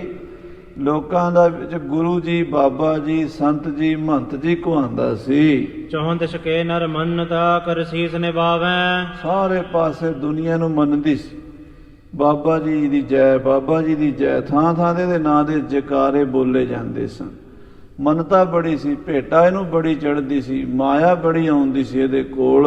ਅਨੇਕ ਪਦਾਰਥ ਆਨ ਕਰ ਇਸ ਕੋ ਅਰ ਪਾਵੈ। ਲੋਕ ਲਿਆ ਲਿਆ ਕੇ ਵਧੀਆ ਵਧੀਆ ਭੇਟਾਵਾਂ, ਕੱਪੜੇ, ਬਸਤਰ, ਮਾਇਆ ਇਹਨੂੰ ਅਰਪਣ ਕਰਦੇ ਸੀ। ਜਿਤੇ ਕਿਰਮ ਤਨ ਮਹਿ ਪਰੇ ਸਗਰੇ ਤਬ ਚੇਲੇ। ਆ ਜਿੰਨੇ ਕੀੜੇ ਨਿਕਲੇ ਨਾ ਇਹਦੇ ਚੋਂ, ਸਰੀਰ ਦੇ ਵਿੱਚੋਂ, ਇਹ ਇਹਦੇ ਚੇਲੇ ਸੀਗੇ ਪਿਛਲੇ ਜਨਮ ਦੇ ਵਿੱਚ। ਇਹਨੂੰ ਮੰਨਦੇ ਸੀ, ਇਹਦੇ ਤੇ ਵਿਸ਼ਵਾਸ ਕਰਦੇ ਸੀ। ਹੋਏ ਬਟਾਏ ਜਗਤ ਬੜ ਇਸ ਹਿਤ ਕਰ ਮੇਲੇ। ਇਹਨੇ ਤਾਂ ਇਕੱਠੇ ਕੀਤੇ ਸੀ ਚੇਲੇ ਵੀ ਜਿੰਨੇ ਮੇਰੇ ਚੇਲੇ ਹੋਣਗੇ ਉਨੀ ਵਡਿਆਈ ਹੋਵੇਗੀ। ਸਾਧ ਸੰਗਤ ਜੀ, ਇੱਕ ਗੁਰੂ ਉਹ ਹੁੰਦੇ ਨੇ ਜਿਹੜੇ ਸੰਸਾਰ ਦਾ ਭਲਾ ਕਰਨ ਆਉਂਦੇ ਨੇ। ਉਹਨਾਂ ਨੂੰ ਆਪਣੀ ਵਡਿਆਈ ਨਾਲ, ਆਪਣੀ ਸੋਭਾ ਨਾਲ ਕੋਈ ਮਤਲਬ ਨਹੀਂ ਹੁੰਦਾ। ਉਹ ਚੇਲਿਆਂ ਦੀ ਭੀੜ ਨਹੀਂ ਇਕੱਠੀ ਕਰਦੇ, ਬਲਕਿ ਭਜਾ ਦਿੰਦੇ ਕੱਚੇ ਪੇਲਿਆਂ ਨੂੰ, ਚੱਲ ਪਰੇ। ਉਹ ਸੱਚੇ ਬੰਦਿਆਂ ਦੇ ਉੱਤੇ ਕਿਰਪਾ ਕਰਦੇ। ਧੰਨ ਗੁਰੂ ਨਾਨਕ, ਗੁਰੂ ਗੋਬਿੰਦ ਸਿੰਘ ਵਰਗੇ ਗੁਰੂ ਘਰ ਘਰ ਨਹੀਂ ਜੰਮਣੇ, ਥਾਂ ਥਾਂ ਨਹੀਂ ਲੱਭਣੇ। ਮੇਰੇ ਵਰਗੇ ਵੀ ਹੁੰਦੇ ਆ, ਚੋਲਾ ਪਾ ਲਿਆ, ਗਲ 'ਚ ਮਾਲਾ ਪਾ ਲਈ, ਬਾਬੇ ਬਣ ਗਏ, ਗੱਡੀਆਂ ਵਧੀਆ, ਕਾਰਾਂ ਵਧੀਆ, ਮਹਿਲ ਮਾੜੀਆਂ, ਪੈਸਾ ਬਹੁਤ ਆਉਂਦਾ। ਚੇਲੇ ਵਧਾਈ ਚੱਲੋ ਜਿੰਨੇ ਹੁੰਦੇ ਆ, ਚੇਲੇ ਬਣਾਓ। ਲੋਕਾਂ ਨੂੰ, ਸਰਕਾਰਾਂ ਨੂੰ ਵੀ ਹੁੰਦਾ ਵੀ ਫਲਾਣੇ ਬਾਬੇ ਦੇ ਚੇਲੇ ਬੜੇ ਆ, ਵੋਟਾਂ ਲਵਾਂਗੇ, ਇਹਦੇ ਕੰਮ। ਕਹਿੰਦੇ ਏਦਾਂ ਦਾ ਸਾਧ ਸੀਗਾ, ਚੇਲੇ ਬੜੇ ਬਣਾਏ ਹੋਏ ਸਨ। ਅਹੰਕਾਰ ਔਰ ਮਹਿ ਬੜੋ ਮਮ ਸਮਨਹਿ ਦੂਜਾ। ਤੇ ਬਹੁਤੇ ਚੇਲੇ ਹੋਣ ਕਰਕੇ ਹੰਕਾਰ ਵੀ ਬਹੁਤਾ ਸੀ ਵੀ ਮੇਰੇ ਵਰਗਾ ਬਾਬਾ ਕੋਈ ਨਹੀਂ, ਮੇਰੇ ਚੇਲੇ ਲੱਖਾਂ ਦੀ ਤਾਦਾਦ ਵਿੱਚ ਹਨ। ਹਾਂਜੀ। ਕਰਹਿ ਦੇਸ਼ ਸਭ ਬੰਦਨਾ ਚਰਨਨ ਕੀ ਪੂਜਾ। ਸਾਰੀ ਦੁਨੀਆ ਮੇਰੀ ਪੂਜਾ ਕਰਦੀ ਹੈ, ਸਾਰੇ ਮੈਨੂੰ ਮੱਥੇ ਟੇਕਦੇ ਹਨ। ਸਿਮਰਿਓ ਨਹਿ ਕਰਤਾ ਪੁਰਖ ਸ਼ੁਭ ਕਰਮ ਨ ਕੀਨਾ। ਇਸ ਬਾਬੇ ਨੇ ਪਰਮੇਸ਼ਰ ਦਾ ਭਜਨ ਨਹੀਂ ਕੀਤਾ ਤੇ ਚੇਲਿਆਂ ਤੋਂ ਵੀ ਨਹੀਂ ਕਰਾਇਆ। ਚੇਲੇ ਵੀ ਉਹੋ ਜਿਹੇ, ਗੁਰੂ ਵੀ ਉਹੋ ਜਿਹੇ, ਇਹ ਕੀੜੇ ਹੀ ਬਣ ਗਏ। ਹਾਂਜੀ। ਗਨ ਚੇਲਨ ਕਰਪੋ ਭਜਨ ਉਪਦੇਸ਼ ਨ ਦੀਨਾ। ਆਪਣੇ ਚੇਲਿਆਂ ਨੂੰ ਵੀ ਨਹੀਂ ਕਿਹਾ ਵੀ ਨਾਮ ਜਪੋ, ਆਪ ਵੀ ਨਹੀਂ ਜਪਿਆ ਤੇ ਆਪਣੇ ਚੇਲਿਆਂ ਤੋਂ ਵੀ ਨਹੀਂ ਜਪਿਆ। ਹਾਂਜੀ। ਹੰਕਾਰਤ ਹੀ ਮਰ ਗਇਓ ਜੁਨੀ ਇਹ ਪਾਈ। ਹੰਕਾਰ ਵਿੱਚ ਹੀ ਮਰ ਗਿਆ। ਤੇ ਮਰ ਗਿਆ ਤੇ ਸੱਪ ਦੀ ਜੂਨ ਅਜਗਰ ਦੀ ਜੂਨ ਚ ਪੈ ਗਿਆ। ਲੋਕ ਪਰਲੋਕ ਸੁਖ ਥੇ ਰਖੇ ਸੋ ਕ੍ਰਿਮ ਸੁਖ ਸਮਦਾਈ। ਉਹ ਜਿਹੜੇ ਚੇਲੇ ਸਨ, ਹੁਣ ਉਹਨਾਂ ਨੇ ਵੀ ਤੇ ਕਿਤੇ ਜਾਣਾ ਸੀ, ਉਹਨਾਂ ਦੀ ਵਾਸਨਾ ਇਹਦੇ ਵਿੱਚ ਸੀਗੀ। ਉਹ ਇਸੇ ਵਾਸਨਾ ਕਰਕੇ ਕੀੜੇ ਬਣ ਕੇ ਇਹਦੇ ਸਰੀਰ 'ਚ ਪੈ ਗਏ। ਕਾਟ ਕਾਟ ਕਨ ਖਾਤ ਹੈ ਨਹ ਇਨਹ ਉਧਾਰਾ। ਕਿਉਂ? ਉਹ ਕਹਿੰਦੇ ਵੀ ਤੈਨੂੰ ਅਸੀਂ ਬੜੀ ਮਾਇਆ ਦਿੱਤੀ ਸੀ, ਬੜੀ ਭੇਟਾ ਦਿੱਤੀ, ਬੜੀਆਂ ਖੀਰਾਂ ਖਵਾਈਆਂ ਸੀ ਤੈਨੂੰ, ਤੇ ਤੂੰ ਸਾਡੀ ਮੁਕਤੀ ਨਹੀਂ ਕੀਤੀ, ਹੁਣ ਤੈਨੂੰ ਖਾਵਾਂਗੇ। ਉਹ ਆਪਣਾ ਹਿਸਾਬ ਕਿਤਾਬ ਲੈਂਦੇ ਵਿੱਚ ਵੜ ਕੇ ਕੱਟ ਕੱਟ ਕੇ ਖਾਂਦੇ ਸੀ ਇਸ ਨੂੰ। ਪਲਟਾ ਪੂਰਬ ਜਨਮ ਕੋ ਲੇਤੇ ਸਵਾਰਾ। ਉਹ ਪਿਛਲੇ ਜਨਮ ਦਾ ਬਦਲਾ ਲੈਂਦੇ ਸੀ, ਹਿਸਾਬ ਕਿਤਾਬ ਪੂਰਾ ਕਰਦੇ ਸੀ। ਆਪ ਨ ਉਤਰਿਓ ਜਗਤ ਤੇ ਨਹਿ ਸਿਖ ਉਬਾਰੇ। ਮਹਾਰਾਜ ਕਹਿੰਦੇ ਇਹੋ ਜਿਹਾ ਕੱਚਾ ਗੁਰੂ ਸੀ, ਕਾਚੇ ਗੁਰ ਤੇ ਮੁਕਤ ਨਾ ਹੁਆ। ਆਪ ਵੀ ਨਹੀਂ ਤਰਿਆ ਤੇ ਆਪਣੇ ਸਿੱਖਾਂ ਨੂੰ ਵੀ ਨਹੀਂ ਤਾਰ ਸਕਿਆ। ਨਿਜ ਮਨਤਾ ਕੇ ਹੇਤ ਕਰ ਸ਼ੁਭ ਕਾਜ ਵਿਸਾਰੇ। ਆਪਣੀ ਮਾਨਤਾ ਕਰਾਉਣ ਲਈ ਚੰਗੇ ਕੰਮ ਛੱਡਤੇ, ਭਜਨ ਨਹੀਂ ਕੀਤਾ, ਸੇਵਾ ਨਹੀਂ ਕੀਤੀ, ਸਿਮਰਨ ਨਹੀਂ ਕੀਤਾ, ਕਿਸੇ ਨੂੰ ਭਜਨ ਕਰਨ ਲਾਇਆ ਨਹੀਂ, ਨਾ ਆਪ ਕੀਤਾ ਨਾ ਦੂਜੇ ਨੂੰ ਕਰਾਇਆ। ਆਪ ਵੀ ਨਹੀਂ ਤਰਿਆ ਤੇ ਸਿੱਖ ਵੀ ਨਹੀਂ ਤਾਰੇ। ਇਨ ਸਮ ਕੀ ਗਤ ਦੇਖ ਕਰ ਜੇ ਨਹਿ ਸਿਮਰੰਤੇ। ਮਹਾਰਾਜ ਕਹਿੰਦੇ ਇਹੋ ਜਿਹੇ ਲੋਕਾਂ ਨੂੰ ਵੇਖ ਕੇ ਜਿਹੜੇ ਨਾਮ ਨਹੀਂ ਨਾ ਜਪਦੇ, ਸ੍ਰੀ ਨਾਨਕ ਜੀ ਸ਼ਬਦ ਇੱਕ ਉਚਰਿਓ ਹਿਤਵੰਤੇ। ਉਹਨਾਂ ਵਾਸਤੇ ਗੁਰੂ ਮਹਾਰਾਜ ਗੁਰੂ ਨਾਨਕ ਦੇਵ ਜੀ ਆਪਣੀ ਬਾਣੀ 'ਚ ਫਰਮਾਉਂਦੇ ਹਨ। ਸ਼ਲੋਕ ਮਹਲਾ ਪਹਿਲਾ। ਪਹਿਲੇ ਪਾਤਸ਼ਾਹ ਨੇ ਲਿਖਿਆ ਇਹ ਬਚਨ। ਕੁਲਹਾਂ ਦੇਂਦੇ ਬਾਵਲੇ ਲੈਂਦੇ ਵੱਡੇ ਨਿਲਜ। ਨਿਲਜ ਕਹਿੰਦੇ ਕੁਲਹਾਂ ਦੇਂਦੇ ਬਾਵਲੇ ਲੈਂਦੇ ਵੱਡੇ ਨਿਲਜ। ਕੁਲਹਾਂ ਕਹਿੰਦੇ ਨੇ ਟੋਪੀਆਂ, ਕੁੱਲੇ ਵਾਲੀ ਟੋਪੀ ਨਾ ਪਹਿਲਾਂ ਪੱਗ ਦਿੰਦੇ ਹੁੰਦੇ ਸੀਗੇ। ਤੇ ਕਹਿੰਦੇ ਬਾਬੇ ਆਪਣੇ ਚੇਲਿਆਂ ਨੂੰ ਸਰੋਪੇ ਦਿੰਦੇ ਹਨ, ਆਪਣੇ ਚੇਲਿਆਂ ਨੂੰ ਪੱਗਾਂ ਦਿੰਦੇ ਹਨ, ਉਹਨਾਂ ਨੂੰ ਕੁਲਹਾਂ ਦਿੰਦੇ ਹਨ, ਟੋਪੀਆਂ ਦਿੰਦੇ ਹਨ। ਕੁਲਹਾਂ ਦਿੰਦੇ ਬਾਵਲੇ, ਦੇਣ ਵਾਲੇ ਬਾਵਲੇ ਹਨ, ਝੱਲੇ ਹਨ, ਬੌਲੇ ਹਨ। ਲੈਂਦੇ ਵੱਡੇ ਨਿਲਜ, ਲੈਣ ਵਾਲੇ ਬੜੇ ਬੇਸ਼ਰਮ ਨਿਲਜ ਹਨ। ਹਾਂਜੀ। ਚੂਹਾ ਖੱਡ ਨ ਮਾਵਈ ਤਕਲ ਬੰਨੈ ਛੱਜ। ਚੂਹਾ ਅੱਗੇ ਹੀ ਇੰਨੇ ਦਾਣੇ ਖਾ ਖਾ ਕੇ ਮੋਟਾ ਹੋਇਆ ਪਿਆ ਸੀ, ਖੁੱਡ 'ਚ ਵੜਿਆ ਨਹੀਂ ਸੀ ਜਾਂਦਾ। ਚੂਹਿਆਂ ਨੇ ਮੀਟਿੰਗ ਕੀਤੀ ਸਾਰੇ ਇਕੱਠੇ ਹੋ ਕੇ, ਕਹਿੰਦੇ ਵੀ ਆਪਣੀ ਵੀ ਇੱਕ ਯੂਨੀਅਨ ਹੋਣੀ ਚਾਹੀਦੀ ਹੈ, ਜਥੇਬੰਦੀ ਹੋਣੀ ਚਾਹੀਦੀ ਹੈ। ਉਹ ਕਹਿੰਦੇ ਚਲੋ ਜਥੇਬੰਦੀ ਬਣਾ ਲੈਂਦੇ ਆ। ਚੂਹਿਆਂ ਨੇ ਜਥੇਬੰਦੀ ਬਣਾ ਲਈ। ਕਹਿੰਦੇ ਫਿਰ ਜਥੇਦਾਰ ਵੀ ਹੋਣਾ ਚਾਹੀਦਾ। ਕਹਿੰਦੇ ਜਿਹੜਾ ਆਪਣੇ ਸਾਰਿਆਂ ਚੋਂ ਮੋਟਾ ਇਹਨੂੰ ਆਪਾਂ ਜਥੇਦਾਰ ਬਣਾਈਏ। ਉਹਨੂੰ ਕਹਿਣ ਲੱਗੇ ਵੀ ਚੌਧਰੀ ਜੀ ਤੁਸੀਂ ਸਾਡੇ ਜਥੇਦਾਰ ਹੋ। ਉਹ ਕਹਿੰਦਾ ਚਲੋ ਠੀਕ ਹੈ ਜਥੇਦਾਰ ਬਣ ਜਾਂਦੇ ਆ। ਫਿਰ ਕਹਿਣ ਲੱਗੇ ਵੀ ਜਥੇਦਾਰ ਦੀ ਵੱਖਰੀ ਨਿਸ਼ਾਨੀ ਵੀ ਹੋਣੀ ਚਾਹੀਦੀ ਹੈ, ਕੋਈ ਜਥੇਦਾਰ ਆਵੇ ਪਤਾ ਲੱਗੇ ਵੀ ਇਹ ਜਥੇਦਾਰ ਹੈ। ਜਿੱਦਾਂ ਹੀ ਸਾਰੇ ਚੂਹੇ ਫਿਰਦੇ ਤਾਂ ਫਿਰ ਗੱਲ ਨਹੀਂ ਬਣਨੀ। ਕਹਿੰਦੇ ਉਹਨੇ ਆਖਿਆ ਇੱਦਾਂ ਕਰੋ ਵੀ ਜਥੇਦਾਰ ਨੂੰ ਸਰੋਪਾ ਪਾਓ, ਜਥੇਦਾਰ ਹੈ। ਸਰੋਪਾ ਕਿੱਦਾਂ ਦਾ? ਕਹਿੰਦੇ ਇਹਦੇ ਪਿੱਛੇ ਛੱਜ ਬੰਨ੍ਹ ਦਿਓ। ਛੱਜ ਇੱਕ ਤੀਲਿਆਂ ਦਾ ਬਣਿਆ ਹੁੰਦਾ। ਆਪਣੇ ਬਜ਼ੁਰਗਾਂ ਨੂੰ ਸਾਨੂੰ ਪਤਾ ਹੈ, ਸ਼ਾਇਦ ਇੱਥੋਂ ਦੇ ਬੱਚਿਆਂ ਨੂੰ ਨਾ ਪਤਾ ਹੋਵੇ। ਉਹ ਆਪਾਂ ਦਾਣੇ ਛੱਡਦੇ ਹਾਂ, ਪੀਣ ਕਰਦੀਆਂ ਮਾਈਆਂ, ਉਹ ਹੌਲਾ ਹੁੰਦਾ। ਤੇ ਉਹ ਚੂਹੇ ਨੇ ਆਖਿਆ ਵੀ ਇਹ ਹੌਲਾ, ਨਾਲੇ ਮੈਂ ਇਹਨੂੰ ਖਿੱਚੀ ਫਿਰਾਂਗਾ, ਮੇਰੀ ਪੂਛ ਦੇ ਨਾਲ ਰੱਸੀ ਪਾ ਕੇ ਇਹਨੂੰ ਬੰਨ੍ਹ ਦਿਓ। ਉਹ ਚੂਹੇ ਦੇ ਪਿਛਲੇ ਪਾਸੇ ਉਹ ਛੱਜ ਵੀ ਬੰਨ੍ਹ ਦਿੱਤਾ। ਹੁਣ ਸਰਦਾਰ ਜੀ ਬਣ ਗਏ ਸਾਰਿਆਂ ਦੇ ਜਥੇਦਾਰ। ਬਈ ਬੜੇ ਚੌੜੇ, ਮੈਂ ਤਾਂ ਜਥੇਦਾਰ ਹਾਂ, ਮੈਂ ਤਾਂ ਸਾਰਿਆਂ ਤੋਂ ਵੱਡਾ ਹਾਂ। ਉਹ ਛੱਜ ਬੰਨਿਆ ਪਿੱਛੇ ਜਥੇਦਾਰੀ ਦਾ। ਇਹਨੇ ਨੂੰ ਬਿੱਲੀ ਆ ਗਈ। ਜਦੋਂ ਬਿੱਲੀ ਆਈ, ਅੱਗੇ ਤੇ ਭੱਜ ਕੇ ਵੜ ਜਾਂਦਾ ਸੀ ਖੁੱਡ ਵਿੱਚ, ਹੁਣ ਉਹ ਛੱਜ ਲੈ ਕੇ ਕਿੱਥੇ ਵੜੇ? ਮਹਾਰਾਜ ਕਹਿੰਦੇ ਚੂਹਾ ਖੱਡ ਨਾ ਮਾਵਈ। ਚੂਹਾ ਖੱਡ ਵਿੱਚ ਅੱਗੇ ਹੀ ਨਹੀਂ ਸੀ ਮਾਉਂਦਾ, ਇੰਨਾ ਮੋਟਾ ਸੀ, ਔਖਾ ਸੌਖਾ ਵੜਦਾ ਸੀ। ਹੁਣ ਤਾਂ ਛੱਜ ਬੰਨ੍ਹ ਲਿਆ, ਹੁਣ ਤਾਂ ਬਿੱਲੀ ਖਾਏਗੀ ਖਾਏਗੀ। ਉਹਦੀ ਮੌਜ ਬਣ ਗਈ ਬਿੱਲੀ ਦੀ, ਜਥੇਦਾਰੀ ਉਹਦੀ ਜਾਨ ਲੈ ਗਈ। ਮਹਾਰਾਜ ਕਹਿੰਦੇ ਆਹ ਕਲਯੁਗ ਦੇ ਵਿੱਚ ਲੋਕ ਅੱਗੇ ਹੀ ਹੰਕਾਰੀ ਬੜੇ ਨੇ। ਜਦੋਂ ਇਹਨਾਂ ਨੂੰ ਸਰੋਪੇ ਮਿਲਣ ਲੱਗ ਜਾਂਦੇ, ਉਦੋਂ ਫਿਰ ਛੱਜ ਵੱਜ ਜਾਂਦਾ ਤੇ ਉਹ ਫਿਰ ਇਹਨਾਂ ਨੂੰ ਲੈ ਬਹਿੰਦਾ, ਕਿਸੇ ਜੋਗਾ ਨਹੀਂ ਰਹਿਣ ਦਿੰਦਾ। ਫਿਰ ਤਾਂ ਨਾ ਸਿਮਰਨ ਹੋਵੇ, ਨਾ ਨਿਤਨੇਮ ਹੋਵੇ, ਨਾ ਵਾਹਿਗੁਰੂ ਮੂੰਹ ਤੋਂ ਨਿਕਲੇ। ਫਿਰ ਕਹਿੰਦੇ ਵੀ ਅਸੀਂ ਤਾਂ ਜਥੇਦਾਰ। ਸੋ ਮਹਾਰਾਜ ਕਹਿੰਦੇ ਚੂਹਾ ਖੱਡ ਨਾ ਮਾਵੀ। ਚੂਹਾ ਤੇ ਅੱਗੇ ਹੀ ਮੋਟਾ ਬੜਾ ਸੀ, ਅੱਗੇ ਹੀ ਬੜਾ ਸੀ ਜੀਵ ਦੇ ਅੰਦਰ। ਜਦੋਂ ਛੱਜ ਲਾਲ ਗਿਆ ਜਥੇਦਾਰੀ ਦਾ, ਤੇ ਬਸ ਫਿਰ ਉਹ ਸਾਰਾ ਕੁਝ ਹੀ ਰਹਿ ਗਿਆ। ਇਦਾਂ ਸਤਿਗੁਰੂ ਕਹਿੰਦੇ ਲੋਕ ਜਿਹੜੇ ਹਨ ਭਾਈ ਗੁਰੂ ਬਣ ਬਣ ਕੇ ਬਹਿੰਦੇ ਹਨ। ਦੇਨ ਦਵਾਈ ਸੇ ਮਰਹਿ ਜਨ ਕੋ ਦੇਨ ਜਿਆਹੇ। ਹਾਂ ਮਹਾਰਾਜ ਕਹਿੰਦੇ ਦੇਨ ਦੁਆਈ ਸੇ ਮਰਹਿ, ਜਿਨ੍ਹਾਂ ਨੂੰ ਦੁਆਵਾਂ ਆਸ਼ੀਰਵਾਦਾਂ ਦਿੰਦੇ, ਏਦਾਂ ਸਿਰ ਤੇ ਹੱਥ ਰੱਖ ਕੇ ਜਾ ਬੱਚਾ ਤੇਰਾ ਕਾਰਜ ਹੋ ਜਾਏਗਾ, ਥਾਪੀ ਮਾਰੀ ਬਾਹ ਜਾ ਤੂੰ ਮੌਜਾਂ ਕਰ।